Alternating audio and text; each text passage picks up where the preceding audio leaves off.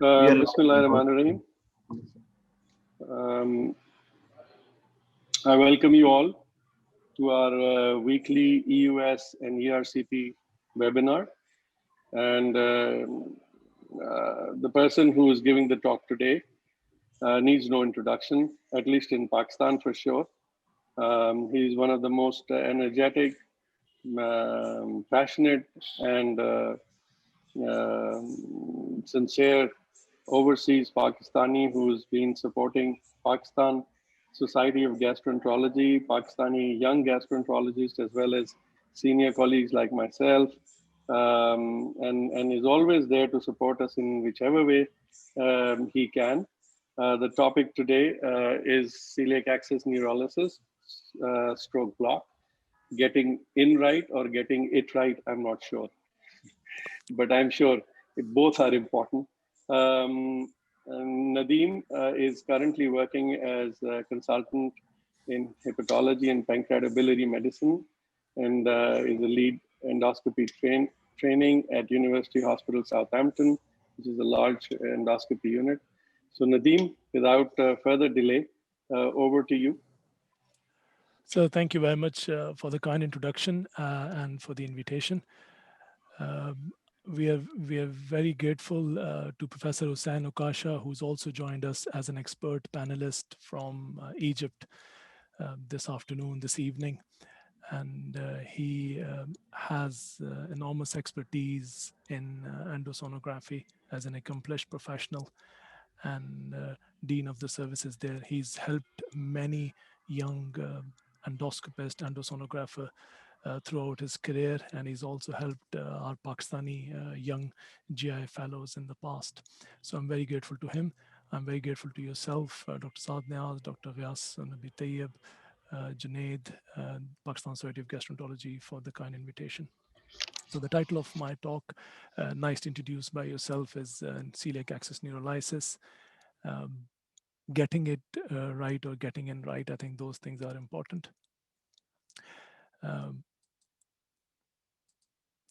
I bring you greetings from Southampton. Southampton, a town that crewed a ship that sailed to a disaster, and a disaster that became a legend. I think one of the important things I think that we ask in this day and age is, I hope you can all see and hear me, and more importantly, see the slides clearly. If at any point there is any issue, I would request the organizers and the coordinator to please alert me. So, as I said, Southampton is a town along the south coast of England, just a drive away from London. And it's famous for a number of reasons. And one of those reasons is this story of Titanic, a ship that sailed off from Southampton coast and became a legend. But another important reason is that this is a town which was visited by two of the legends in before COVID era. And I hope that we will be able to join by them in the future as well. Now, what I'm going to talk about the anatomy, pathophysiology of visceral pain, celiac access neurolysis, techniques to choose from, strengths and limitations based on the available evidence, and we will cover some of the guidelines published by Gut and Endoscopic Ultrasound Scan a few years ago.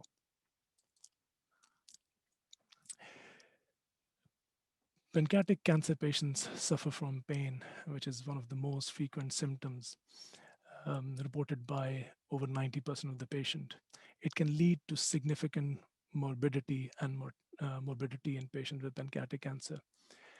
These patients are offered analgesics, including opioids, which may not be effective in all patients. And we know that these opioids have significant adverse effects. Celiac access neurolysis is a safe and effective technique for reducing the severity of pain in this group of patients. ISP have issued clinical pain management guidelines and some of the clinical updates, looking at visceral type pain, including the pain associated with the pancreatic cancer. In terms of the visceral pain, there's a true visceral pain which happens when the patients have an associated tissue insult injury. Important thing to bear in mind is that with visceral type of the pain, patients have autonomic and emotional features. And that's something which can be reporting symptoms in patients presenting with such as post-cholecystectomy pain, sphincter stenosis.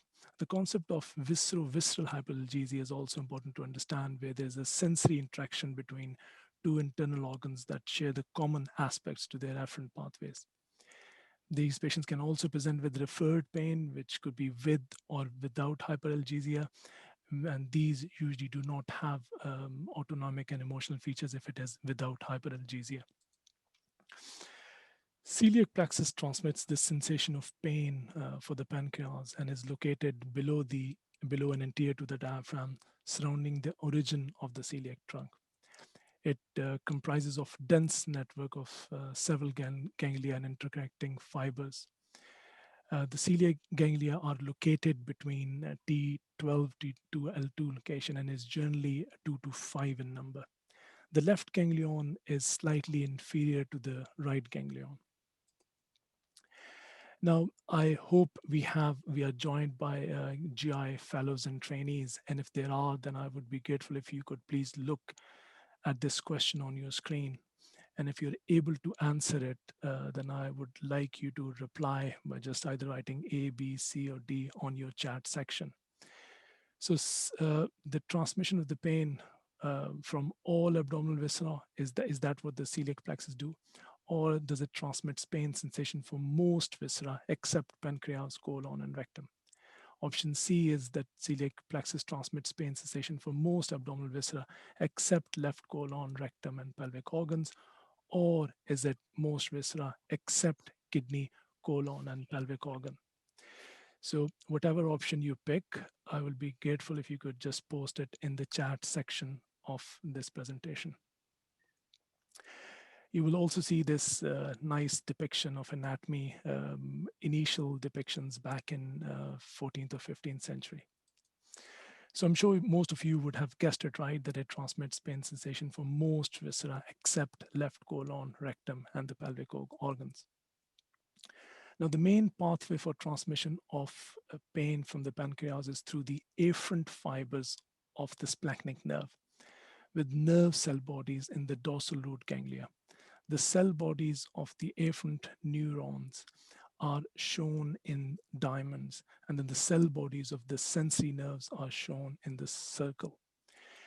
With the Neolysis, we want to disrupt the transmission of the pain signals from the afferent nerves to the spinal cord by injecting the neurolytic agent in the celiac plexus. Another question for fellows, and if there are any undergraduates, and the question is celiac artery the first branch of the abdominal aorta? Now, if you think it is, then please type Y, and if you think it is not, then type N in the chat section.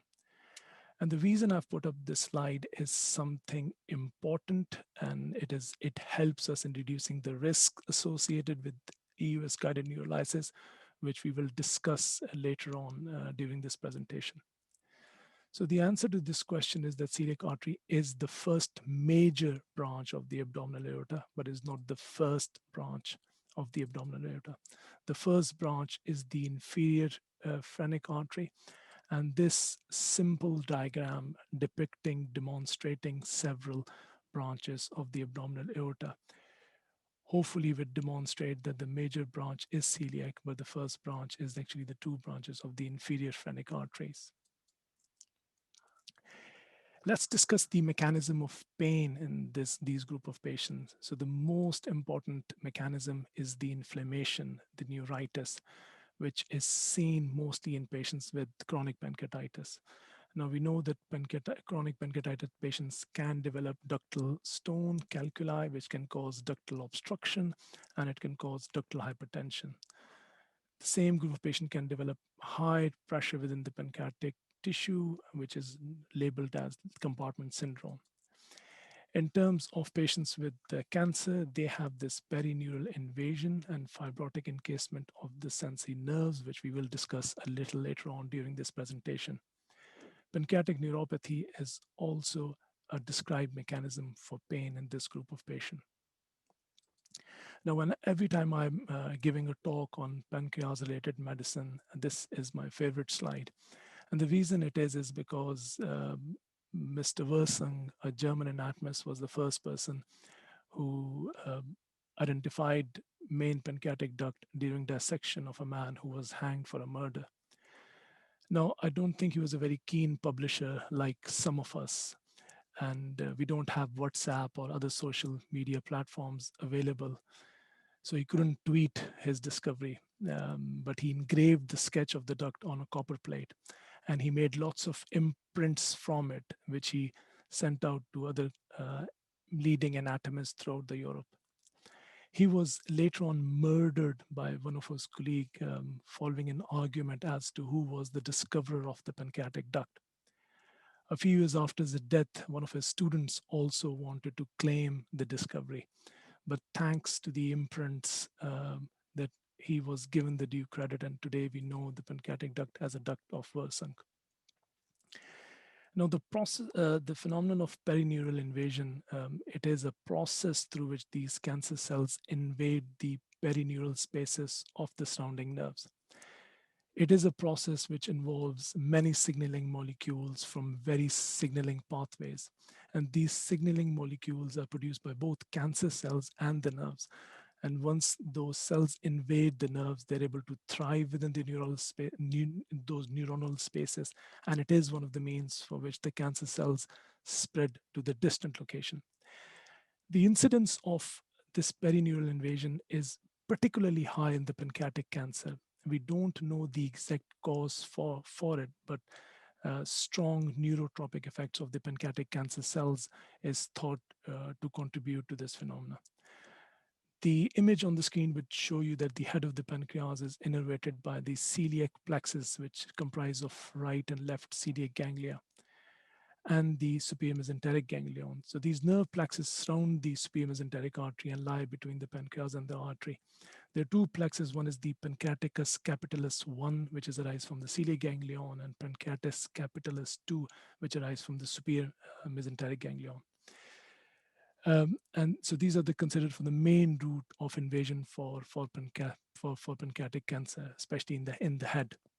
Now, this H&E stained tissue of the pancreatic ductal adenocarcinoma showed these perineural invasion, where you'll see the nerves, which is denoted by this white asterisk, and the arrows point out where the invasion of the pancreatic cells is.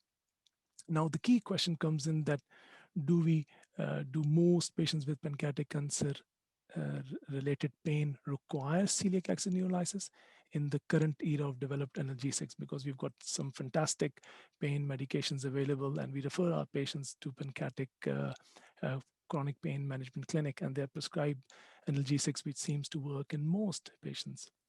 Now, before we go any further, I think let's just discuss some of the basic principles of using these analgesic drugs. We know that three common types of analgesics include non-opioids, opioids, which are weak and strong opioids, and then adjuvants such as steroids, antidepressant, and other antispasmodic muscle relaxants, which can be used in other nootropic types of pain. There are different routes of administering these these analgesics. And I'm sure most of you are aware of the WHO ladder of analgesics, which starts off with the non-opioids, then weak opioids, and then strong opioids. And in patients with pancreatic cancer, we talk about neuromuscular blocking agents, patient control analgesia, and adjuvants such as celiac axis block.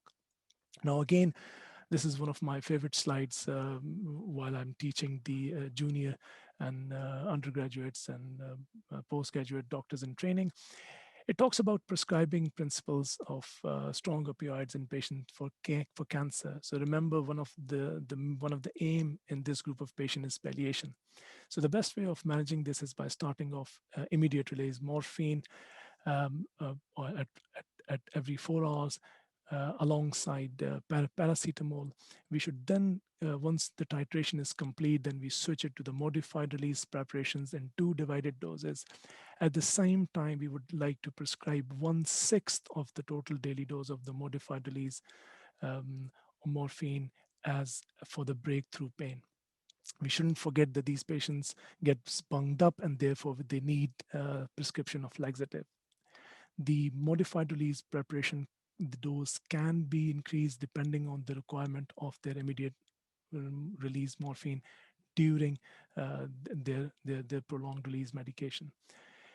We should be aware that these do not work in all patients with cancer-related patients, and therefore we have to think about the available adjuvants.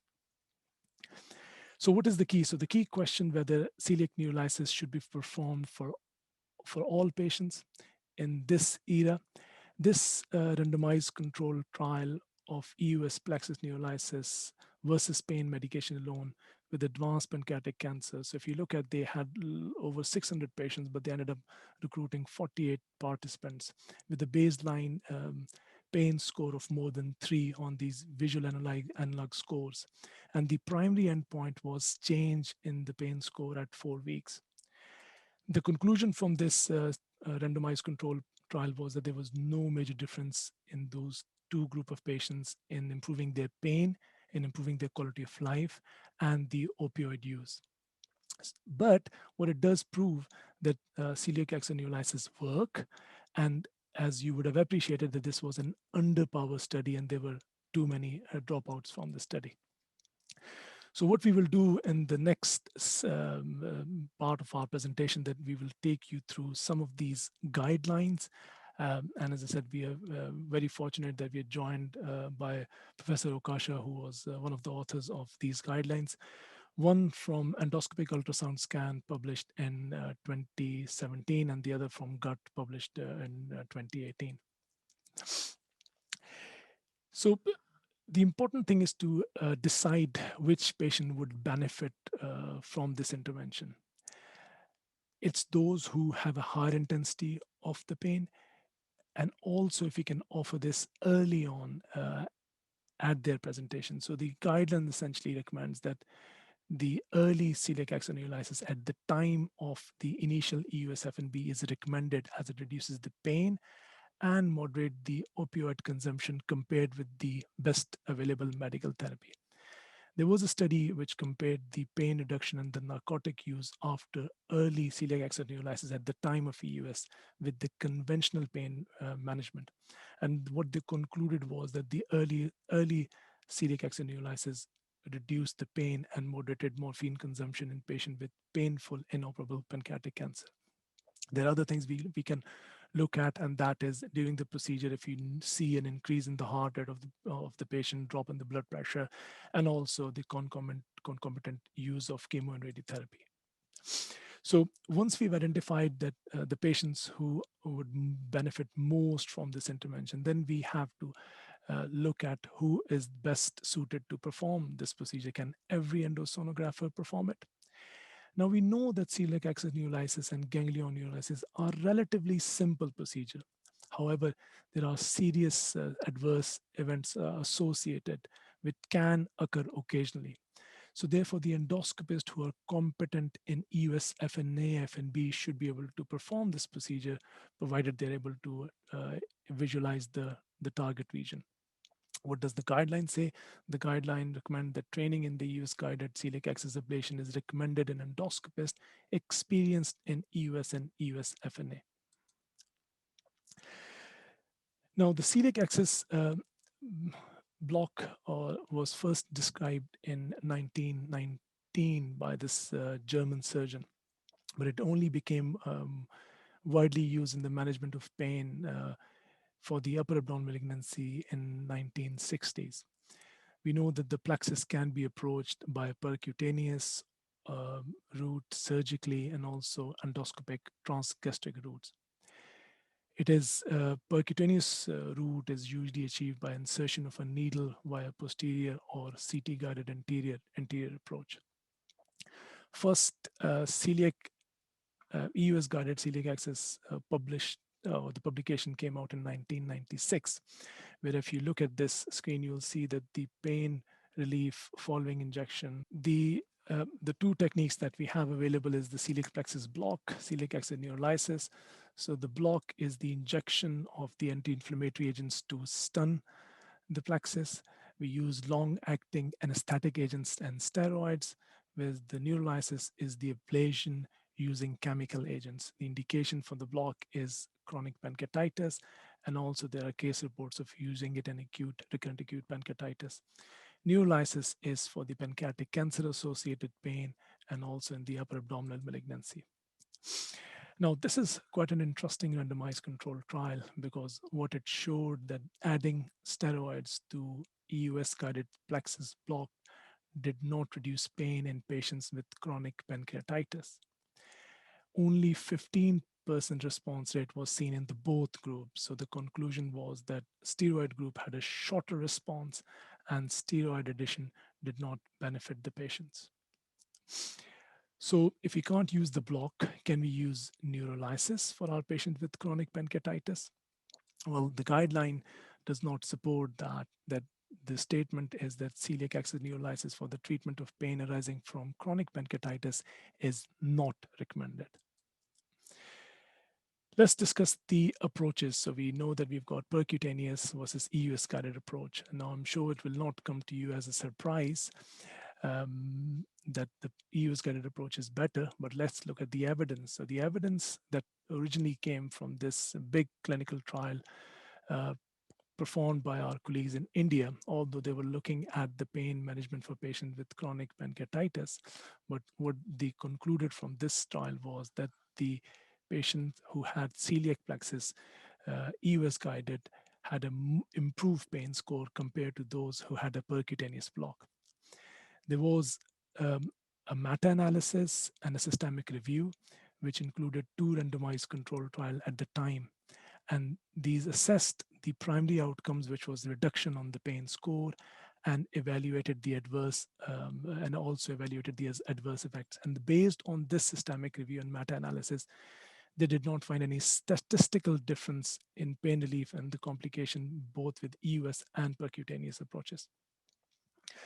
But from this, we concluded that the EUS guided approach was better. And I think that's where the approach has been over the last few years. Now, we all know that the advantages of the EUS guided approach is that we have a real-time imaging guidance through the Doppler assessment of the interposing vessels. It is easy, it's safe, and it's highly accurate. The guidance on the optimal approach is that EUS guided approach is recommended over percutaneous image guided technique for celiac axis ablation. How should we approach these patients? So in terms of their pre-procedure care, we ensure that patients are consented. We have a very clear documentation of their resuscitation status. We have checked their baseline bloods, including clotting. We've stopped their antiplatelet, anticoagulant agents. Patients should be appropriately fasted. We recommend to stop their long-acting opioids maybe a day before the procedure, but they should be offered immediate release morphine or other analgesics. In terms of the pre-procedure, these patients should be well hydrated. The question comes in that should we be giving antibiotics to all of these patients, which we will try to address in another slide a little forward. We then want to talk about the position, that mostly the left lateral. We want these patients adequately sedated, so preferably with propofol sedation. And we want to monitor these patients' ECG during this procedure, because I'm sure most of you would appreciate that the anesthetic agent in a vessel can kill a patient. The further complication from this study, we know that we know that celiac acid neurolysis and block both are safe and well-tolerated procedures. Minor complications include transient increase in pain in up to 9% of the patient. They can have a self-limiting diarrhea and orthostatic hypotension, which can occur in up to 1/3 of the patients. The major complications which can happen in about 1 out of 100 patients include retroperitoneal bleed, peripancreatic abscess, but these are not common. This slide may not, if it doesn't come up very clearly, then I'll just try to highlight some of the areas. And one of the areas is bleeding and abscess. But if you look at this, it's mostly seen in patients who are given steroids with local anesthetic agents. Some of the other complication that we talk about is the paraplegia. But when you look at which patients get these, it's mostly patients who have chronic pancreatitis rather than the patient who have a pancreatic cancer. Trying to address the answer whether they should be given antibiotics or not, the guidance based on the slide that I've just shared, that you see abscess formation mostly in patients who are given steroids with local anesthetic. Therefore, the guidance is that prophylactic antibiotics are suggested to be given when bupivacaine with steroids are used for celiac access block. Now, which needle should we use for these patients? We've got selection of needles available. Which needle do you prefer in your practice?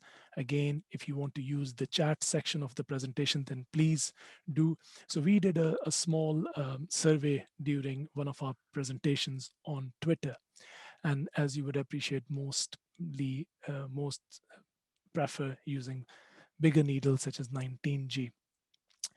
There are special 20 gauge spray needle which are also available with multiple side holes, which believed to facilitate spread of these injections. We tend to use just 19G acquired flex needle, but that's is our go-to needle. We can use 22G needle as well for this procedure, but as far as 25G needle is concerned, um, I don't think your nurses or your assistant would appreciate using 25G needle. However, it has been used in studies. So the our approach is that we try to look at the celiac axis first before we open a needle. If there's a very small space, then we tend to go for 22G needle. However, the preferred needle is 19G needle. Now let's discuss the techniques. So different techniques are described: unilateral or one injection, central injection versus bilateral, in technique of injecting the ganglion, and also a technique of celiac broad plexus neurolysis. I hope this would work. So anyway, so what we want to do is, as a first step, is once you've got a patient nicely sedated and you've introduced the scope, you've just gone past the GOJ, and from the neutral position, you've gone the clockwise rotation to 90 degrees, you've identified the aorta. The first thing is to localize the takeoff of celiac. Then we want to puncture the area of interest, and then we want to inject 3 ml of saline to get rid of the tissue from the needle tip. Now, we all know that that's what the dead space of a needle is, and therefore we need to inject at least 3 ml or more to do it. Now, you can either prime the needle before you inject by after taking off the stylet, or you can keep the stylet in, and after puncturing, you can take the stylet off. We then want to aspirate looking for blood, and then we want to inject the drugs of interest, that is lidocaine or bupivacaine, followed by alcohol or steroid, whatever the intention of the procedure is. Another, hopefully this video would pray again. We're just trying to demonstrate 2 different techniques for this procedure, and the same rule of priming the needle, which is not mandatory, but after using a Doppler, identifying the vessels. And as I had asked you a question earlier about the first branch of the aorta, abdominal aorta, the Doppler helps you in ensuring that there isn't an inferior phrenic artery in the needle track, and therefore avoid the puncture, which could cause adrenal infarction. So it's really important that we try to identify it. Now, there's a very nice video on EUS Egypt group by Professor Hussein Ukasha, demonstrating a case where there was inferior phrenic artery in the puncture site, which was avoided thanks to his skill and the Doppler. So prime, puncture, suction, inject, flush and then withdraw the needle. Now, that's really important that we flush the needle before we withdraw, because if you're using alcohol and we have not flushed the needle before withdrawing it, we could end up causing necrosis of the gastric wall. Um, Again, hopefully this would play. If it would, uh, but the technique for the bilateral is again identifying the celiac axis. The difference in this case is that we rotate clockwise, inject along the celiac axis, and then we inject, and then we rotate anti-clockwise and inject. So two different injections. Now, Anand Sahai used to describe a technique where he advanced the scope caudally until the origin of the celiac axis, and he has in his studies proven that that seems to have a better results compared to unilateral injections. One of the other technique is celiac ganglion neurolysis. The key or the important question that gets asked in this group of patients is that how do we differentiate ganglion from the lymph nodes? The ganglion are most frequently seen to the left of the celiac artery between the aorta and the left adrenal gland. That is at the level between the celiac artery and the left adrenal artery. They're visualized capillate to the celiac artery in some cases. They usually appear hypoechoic nodular structure, which are linked to the hypoechoic threads residing in the periphery of the region. And once we've identified them, then we can inject, but the injection techniques is slightly different. One, the volume required is less. And secondly, once we inject, we try to take the tip of the needle right to the edge of the ganglion. And as we inject, we try to bring the needle back or withdraw it. So if we are injecting the ethanol, how much ethanol should we inject? And then the guideline recommends that it's 10 to 20 ml of absolute ethanol, and the volume is less when we are injecting the celiac ganglion. What tends to happen is when you inject, after the injection, so we continue to inject until you see this echogenic cloud, which seem to spread under the EUS probe. So as we said, 10 to 20 mils of ethanol is usually required for the neurolysis, whereas in comparison for the ganglion neurolysis, it's usually 1 to 2 mLs of ethanol is required to inject the ganglion. And what we are then looking at, so these are the hypoechoic structures, but once we've injected, we will wait until they become hyperechoic and become difficult to visualize. There was a randomized study which also showed that the total amount of the injection was significantly lower when we were using it, when we were comparing ganglion neurolysis compared to Plexus block. Coming back to the question, which technique is better? Is it the bilateral or is it the central or unilateral injection? Now, this meta-analysis, which is widely quoted, supports that bilateral injection is better compared to the unilateral injection. And Dr. Sahai also had done a prospective comparative study looking at 160 patients where they compared both techniques and found that bilateral technique was more effective than the central, with a mean pain reduction of 70 versus 46% in the unilateral technique. They, I think, only had one case of self-limiting bleeding due to the laceration of adrenal artery. Another prospective randomized study from this, again, they compared one injection to the two injection, but they did not find any significant difference in both techniques. So if you look at those two available guidelines, one from 2017 and one from 2018. So if you look at the 2017, where Professor Okasha was the one of the authors, their statement was that the bilateral celiac axis neolysis is superior, but technical feasibility and operator comfort justifies central injection as an acceptable option. So they were supporting the evidence behind using bilateral technique, but understood that it may not be possible in every case, and therefore central injection was acceptable. Now, if you look at the guidelines published in the 2018, their statement was that when ganglion, so if we can't achieve celiac ganglion neurolysis, so when ganglion cannot be identified, celiac plexus neurolysis is performed by single or bilateral injection, but evidence is contradictory on which approach is superior.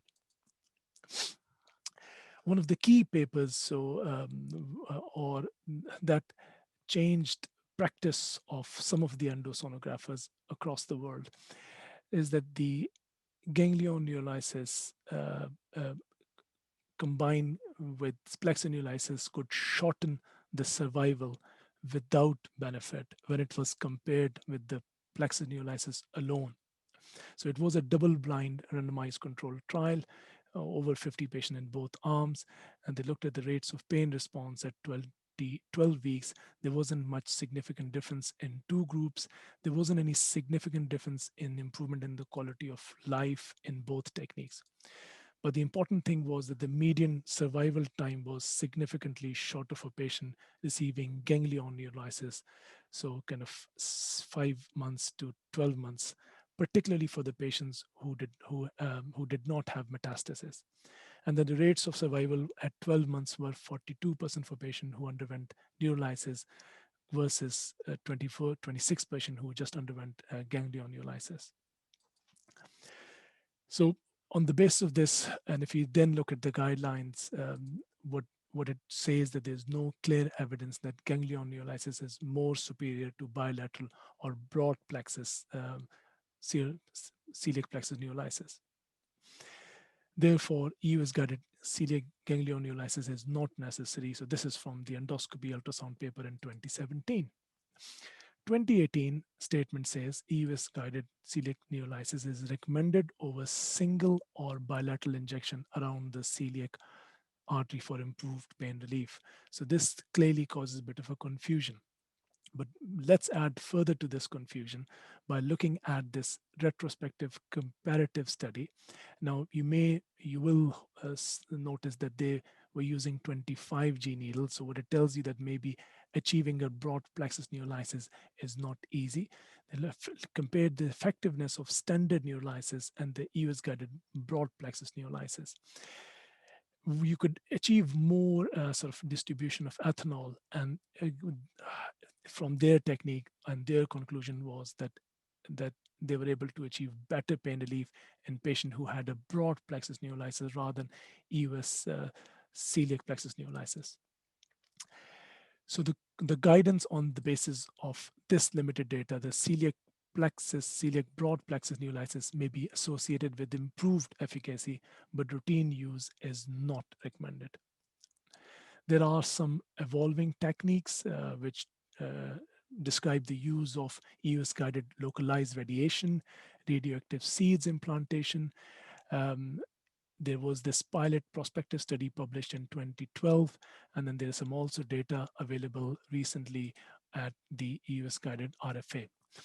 But let's go to our gurus and see what is their approach. So I think just to make life easy and simple for all of us, what the guru says here is that the pancreatic cancer patient with pain, the ganglion are hypertrophied and they are probably easier to recognize, and therefore if we can target them, we should target them. Otherwise, central injection is probably enough for most of these patients. So this was my summary slide, and I conclude my presentation, and we will take questions. Thank you. Thank you, Nadeem. Thank you very much. That was a wonderful presentation. You have covered the topic comprehensively. I think you have not left any aspect uncovered in the celiac nerve block and celiac neurolysis. At the same time, thankful to Professor Hussain Okasha for joining us here on the platform of Pakistan Society of Gastroenterology. A wonderful person, a wonderful teacher. We all benefit from his videos, although we never had the chance to meet him in person. But I'm sure in the coming days, when the COVID restrictions are over, we should love to have him here in Pakistan and see him working in person. Nadeem, there are a few questions. Yes. Sorry. Yeah, sorry. I thought you were going to, you take the questions, and then there are a couple of questions I have too. Sure. Saad, you go ahead. Thank you very much, Nadeem, for an excellent talk. Very elaborate. Nadeem, I wanted to ask you was, when you're counseling your patients for celiac block or neurolysis, what do you actually tell them in terms of the benefit and the risks? How do you counsel them? Number one. Um, Number two, I may have not understood you correctly, but are you using steroids along with an anesthetic agent when you're doing blocks? And if you are, you're using a single injection with both of these together. I may have not clearly understood that. So those are the 2 points I wanted to ask you. Um, no, thank you very much, Dr. Saad Niaz. So, I mean, block, which involves injection of local anesthetic with steroids, is not something we use commonly. I know there are some authorities which advocate using them in patients with chronic pancreatitis, but our practice is that we tend to evaluate our patients and try to assess what is actually causing the pain. Is it the pain because of ductal hypertension, or is it because of a neuropathic pain because of the gland atrophy and the gland destruction? And in those group of patients, it's mostly just trying to manipulate their risk factors, because there's a big group of patients who are still smoking when you see them in the clinic. And if you can able to identify and address those issues along along the actual causative agent, so they've managed to stop drinking, and if you're able to address their problem endoscopically, that is in most cases good enough. um, Following those advice, if the patient adhere, then it's good enough. If they don't, then we send them along to our chronic pain clinic, where they use different available opioid analgesics and just try to control it. But in our practice, we tend not to use the blocks, which is injection of steroids with local anesthetic. As far as the neurolysis is concerned, that is only reserved for patients with pancreatic cancer. And as you've said, in terms of counseling, so this is a group of patients. Our target here or objective here is palliation of their symptoms. And palliation of the symptoms involve a multidisciplinary approach, a palliative care team approach. And therefore, before these patients are referred to us, they've been through an extensive counseling by the palliative care team. So for as far as we are concerned, our role is mainly to ensure that we are able to perform this procedure safely and try to identify the patients who would really benefit from it rather than offering it to everybody. But then comes the question, I think, that I shared earlier: who are the patients who would benefit most, and should we be offering to every patient, especially at the time of their celiac plexus, so when we are trying to biopsy the original disease? Now, again, this is not our common practice, but there is evidence which supports that is a group of patients where we can moderate their opioids much better.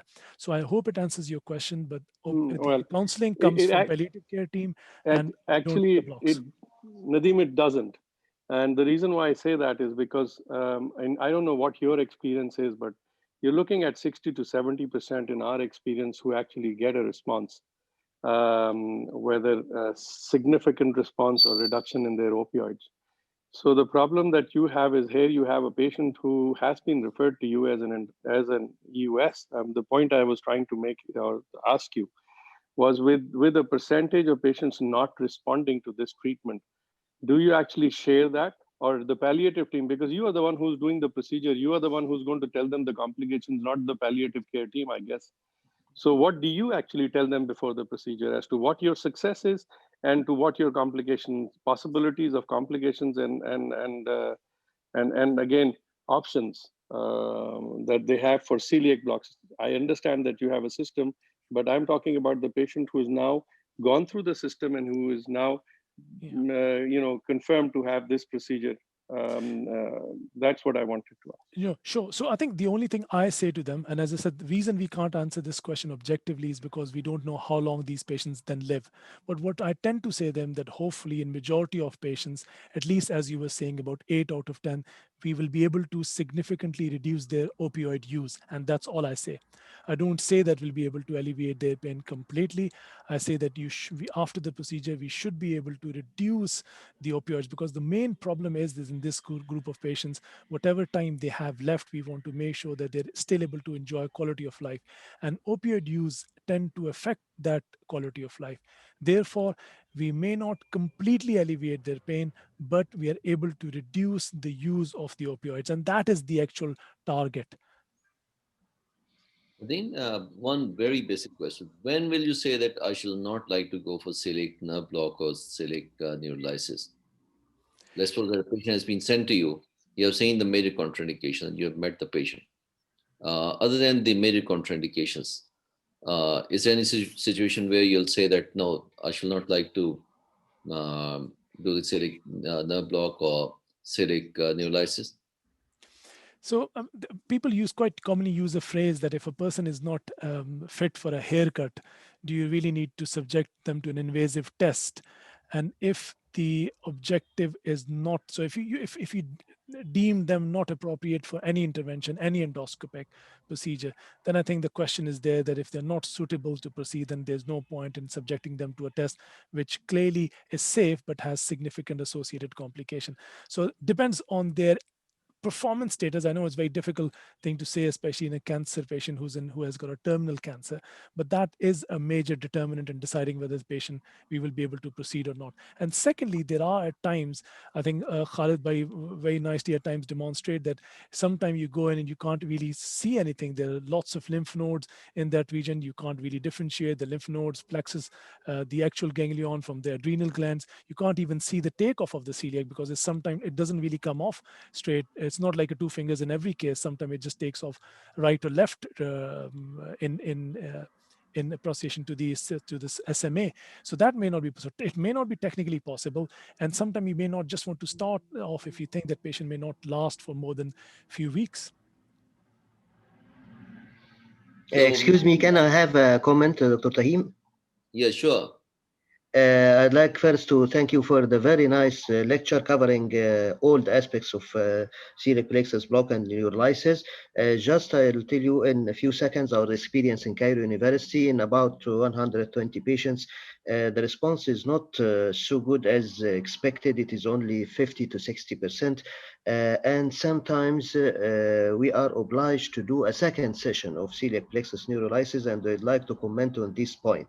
Sometimes we do a second session of celiac plexus neurolysis, and in the second session, we stressed on two important points. The first point is try to identify the celiac ganglia, as you said, and try to target the celiac ganglia by the absolute, especially by the absolute alcohol. And the most important second point is try to, as you said, as you already said, to push the needle a little bit down below the level of the celiac axis to reach the superior mesenteric artery, because I am believing that the pain response in cancer pancreas is not only the celiac plexus, but the superior mesenteric plexus. I think it is very important, and this is explained why this is low incidence of success in relieving pain. It is only 50 or 60%. So I think I learned this from Professor Hakan Sintork from Istanbul, Turkey, 10 years ago, and just push the needle about half to 1 centimeter below the level of the celiac axis to reach the origin of the superior mesenteric artery. But the most important thing is that in every step you should aspirate first before injection in order to be sure that you are not entered inside a major vessel and injecting alcohol, which is may have as very serious deleterious effects occurred in two cases, one in Canada and one in Turkey, with severe thrombosis of the major vessels. So I think when we are doing it to the second time, we are stressing on injecting celiac ganglia and injecting the superior mesenteric plexus. It is not evidence-based. I searched the net. Many authors are doing that, but there is no consensus about whether to do it from the first trial or the first block or first neurolysis, sorry, or to do it in, but at least, if you are obliged to do a second session, you should try to change your technique and to do something more, which is targeting the ganglia and targeting the superior mesenteric plexus. And thank you again for the very, very, very illustrative lecture. Yes. Yes. Yes, I would just like to add to Professor's comments, and that's why I raised that question. In a patient who's, at least in our practice here, because we don't have the same system as Nadeem is, Nadeem has. It's not so organized with the palliative care. So the reason why I raised this point that I asked him was because in my experience also, we're looking at really 60% people benefiting significantly. In which case, I think it's very important to a person who is now referred to you as a last hope to for us to be very clear, because then it's very disappointing and then the patients are obviously not very happy. So it's important to tell them that, at least this is what my practice is. I tell them that, there is a 6 out of 10 chance that you're going to benefit out of it significantly. I cannot say that you're going to be in 6 or 4, but obviously we do the same thing, and in some people it works and in some it doesn't. That at least reduces the expectation of the patient, and also afterwards it's not so much of an issue with you. And I think complications also are very important, because end of the day it may happen once in 100, but if it happens to that patient, that becomes really significant. I should endorse the Saad's view, because you see, in Pakistan, majority of the patients are paying from their own pockets. So once they're paying from their own pocket, the expectations are also high. And the patients, most of the time, these are either people suffering from cancer of the pancreas with a limited survival. And one has to be very judicious in deciding if the survival is beyond 4 to 6 weeks. Maybe the celiac nerve block, neolysis is a good choice. But if the survival is less than that, one has to discuss it with the patient and the family in detail. At the same time, the expectations have to be kept to the reasonable level. Otherwise, in a society which is heading very fast towards litigation and allegations, so people can come back with lots of accusation that we have not been counseled properly. And the endoscopist who has done it in a good faith, he can be in a trouble on that account. And then in that context, there's a question from Dr. Ong. What, although you've answered it very elegantly, what is the preferred technique, unilateral or bilateral approach in your daily practice? Yeah, no, I mean, which is why, because if you look at the um, evidence, obviously it's very confusing, and that's why I put up this, because evidence can guide you depending on what school of thought you belong to. Uh, so just to keep simple, because although the technique is simple, but there are risks associated. So if we can find the ganglion, it's best to inject the ganglion. But if we can't, then I think just a central one injection is probably enough in most patients. So that's what I think we tend to recommend and we tend to practice.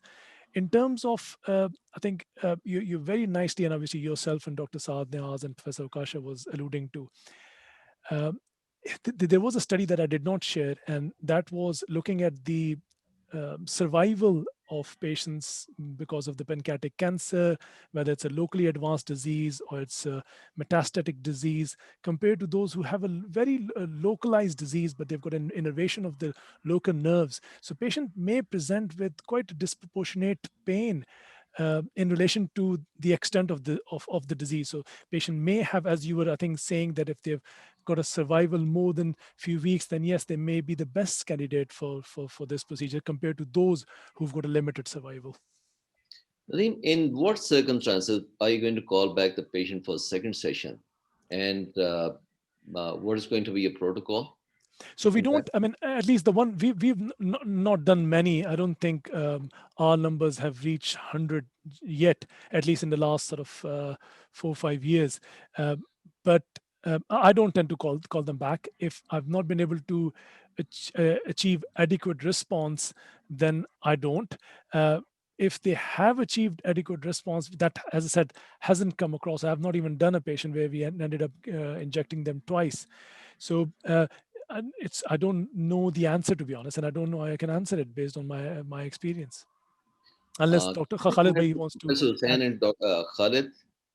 Nadeem, thank you so much. It was a really, really excellent presentation. You have addressed all the really points and questions. I will add just a few practical points to that. The way I approach these patients is, I would tell really, I'll tell them, I don't think this procedure is going to take your pain completely away. It would help ease and maybe and will decrease the use of really other pain medications. And other thing with regard to technique itself and the needle itself, please don't ever use 25 gauge needle. Has anybody tried to push alcohol through 25 gauge needle? It doesn't work. So don't use that. 22 gauge, you need a strong nurse to push that. So even though I look, the way I usually is choose the needle is I look at the celiac axis takeoff, see how much space I got. I don't open the needle first. And then if there is good enough space that I think a 19 gauge needle would work, I use that. And rarely I use 22 gauge needle for neurolysis itself. So that's one is try to choose a bigger needle. And other patients, I think, even though in pancreatic cancer, there is evidence 70% patient might respond with chronic pancreatitis. If somebody comes for a celiac plexus block, usually we don't do a neurolysis in those because alcohol is very fibrogenic, a lot of fibrosis it causes. So if somebody comes for a block, I clearly tell them, like we can flip a coin and see who wins because it's a 50% chance you're going to have any response to that. So now coming back to who really responds to this treatment, in my experience, there are really three types of patients who respond to this treatment. One, when you look at the vital signs during the procedure, if they have a change in vital signs, that is a good indicator that those patients would respond. If patient complains of pain after the procedure, that's a good indicator they would respond. Patient has a mass which is really in the uncinate process and the head with the pain, that those are the patients which usually would respond to this type of treatment. So I think I'll stop there and take any further comments from the panel. Khalid, Yep. can I ask you, what I don't understand is looking at the celiac artery and the distance, what difference does it make whether you use a 19 or 22 in your practice? How is the thickness of the needle making it? Because I almost always use 19, so I don't know. No, it's a really, that's a good question. At the same, when you use a 19 gauge needle, sometimes how hard it could be to get through the gastric wall. The muscularis propria of gastric wall is really much stronger as compared to any place in the GI tract, except the rectum. Rectum is another place. So 19 gauge needle, sometimes these patients are so lean, there is no fat pad there. And there is a risk if you don't have much space, and when you're trying to stab that gastric wall there, and there's really 2, 3, 4 millimeter space, that's where I would use 22 gauge needle because I could have a better control of that instead of a 19 gauge needle. So that's my own personal precaution for those patients, because I don't want to be poking a celiac artery. And that's one reason. And other thing is, I think Professor Kasha mentioned about trying to go as deep as you could. There have been studies where they compared to inject in between the celiac artery and SMA might work, but that is not always really achievable, because whenever the celiac artery and SMA, they take off, they are right parallel to each other, right on top of each other. So getting in that space is really not easy. So you have to go from the side. If there is a celiac takeoff from the side, yes, you may be able to get in that space easily, but otherwise not. And if you see the ganglia, go for it. If you don't, I think doing a central one injection is good enough, because eventually everything seeps out and gets to the neuron fibers. I think likewise, when they use this broad plexus technique or the technique they were describing, they were using 25G needle, and as you said, it doesn't really work, and you do not end up achieving injecting enough to get the adequate response. The other thing, as you were Khalid by mentioning, I think there's a nice paper coming out, and hopefully there'll be a poster in DDW looking at the clinical implication of that triangular space between the takeoff of the celiac aorta and the diaphragm, and looking at the presence of fat. So looking at the clinical implication of presence of that fat in patients who've got a pancreatic cancer, whether it's a metastatic cancer or not a metastatic cancer. And I think you're right, once that fat pad is gone, the space becomes quite narrow and quite limited. And that is again, your needle selection may impact. Professor Hussain, what are your comments on this? Yes, about the size of the needle. Yeah, size of the needle. Yes, I Right. totally agree with you, but I am using about 22G needle in about 50 to 60%. I think it is, as Dr. Khalid said, it is, I like it very, very, very much because it is very malleable, very maneuverable. You can put it as you want. It is less traumatizing, although it is somewhat, the fluid is somewhat tedious to inject in an hour in 22 rather than 19. 19 is very wide, very easy to inject, very rapid to inject. But I like 22 very, very, very, very much. Even I am used Cook EcoTip 22 from Cook is very malleable. Even in usual practice of cancer, head, body, tail, it is very maneuverable, and I prefer it on the FNB. You will be surprised if I told you that most of the FNA I did is by the EcoTip 22G, and I go to fine needle biopsy like Acquire or something like that, if only if I want to do immunohistochemistry, like in cases suspected of lymphoma, neuroendocrine tumor, or GIST.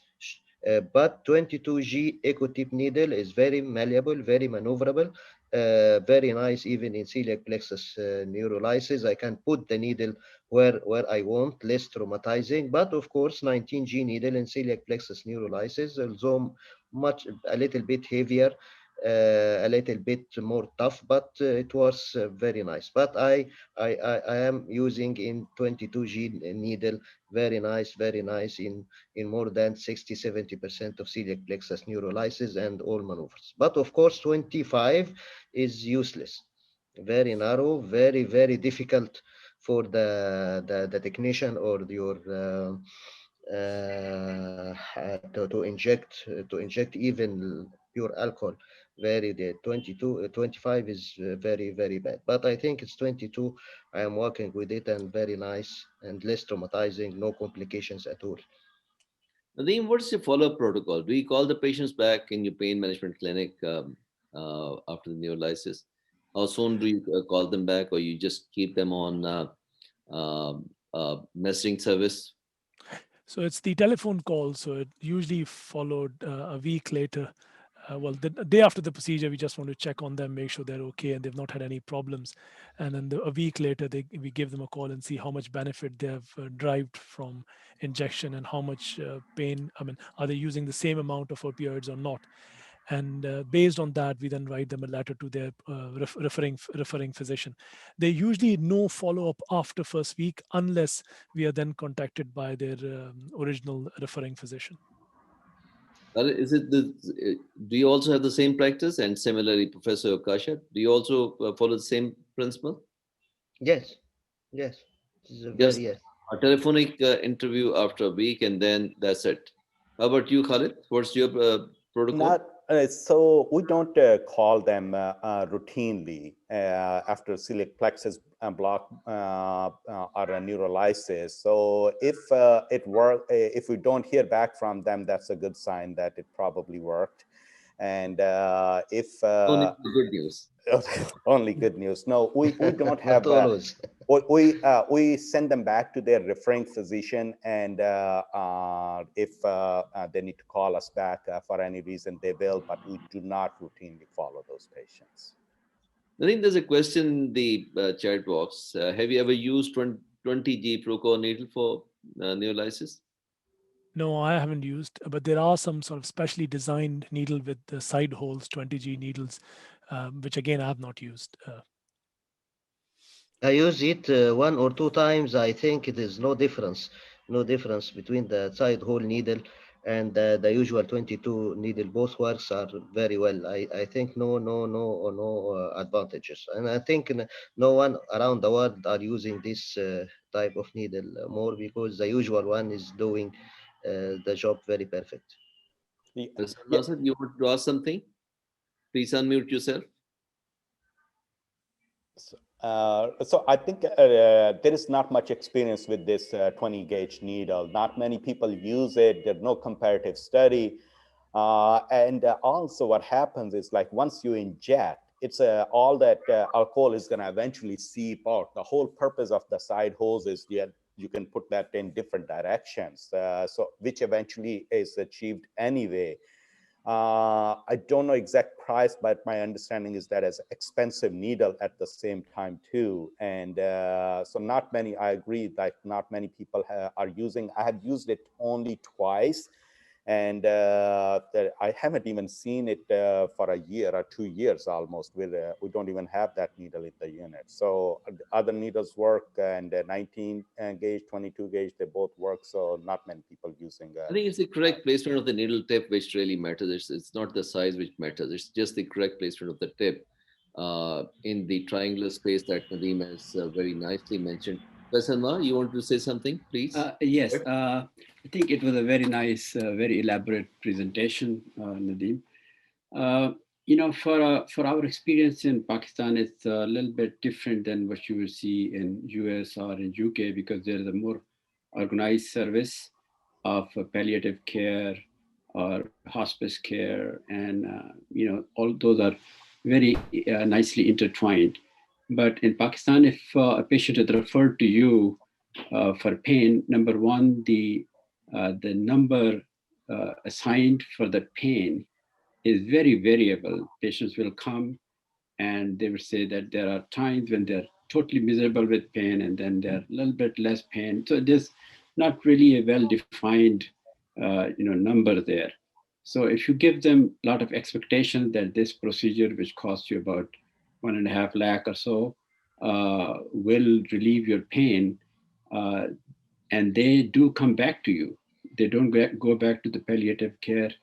They don't go back to the hospice, and then you have taken the responsibility of giving them the injection, a new hope, and a treatment, and their pain is not relieved. Like Saad said, about 50-60%, and that is really a true figure. So in those cases, those patients keep coming back to you. They don't go back to the oncologist, or there's no other service. So Sa's question was very pertinent.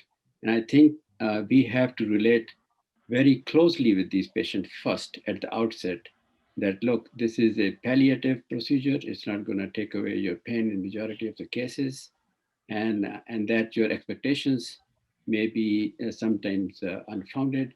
And then there are some reported very serious complications like paraplegia or superior mesenteric artery thrombosis, where they get ischemic injury. And if they end up in one of those complications, then they are your patients. So this was my comment. Thank you. Thank you, sir. Thank you, Nadeem. I think it's already 10 minutes past 7. It remains for me to thank Dr. Nadeem Tehmani. It remains for me to thank all the other panelists, in particular Professor Hussain Okasha, who has joined us on this panel, and similarly Dr. Khalid, Professor Anwar, Dr. Saad Niaz for acting as a panelist. At the same time, I'm thankful to the colleagues who have joined in the webinar. I'm thankful to Wilson Pharmaceutical for providing us with the platform.